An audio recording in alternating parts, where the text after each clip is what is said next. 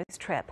Mother's Day is usually a day of happiness and celebration, but for many families who've experienced loss, it's a day that can be very hard and emotional. Ashley Korsland has more on a Gresham author whose personal tragedies are helping others move forward and find hope.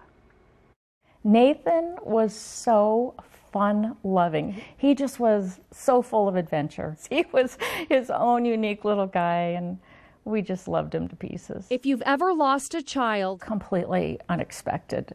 I never imagined that I would get a phone call. You know you'll never stop grieving. She said Nathan was hit by a car and they're taking him to the hospital. Pam Vriedevelt lost her 16-year-old son in 2009. Nathan, who had Down syndrome, had been at a Trailblazers game with his sister and family friends. Tonight, about a 16-year-old boy critically injured when he wandered away from the suite and outside onto I-5. Investigators say the teen was with friends. He was hit by a car. I got a call immediately from the hospital saying that Nathan was there. And so I had a few moments that night before he went into surgery and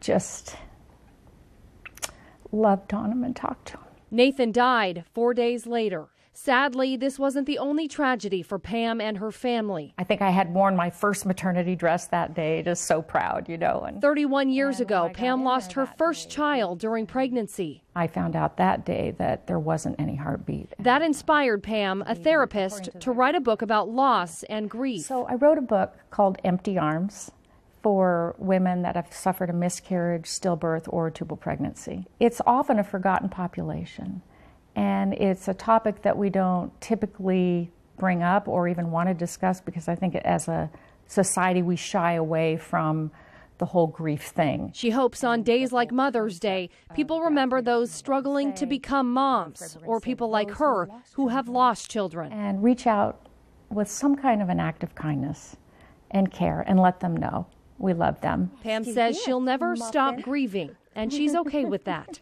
But she's also celebrating the love she has around her today. I'm celebrating new life with our little grandbaby and my husband and family.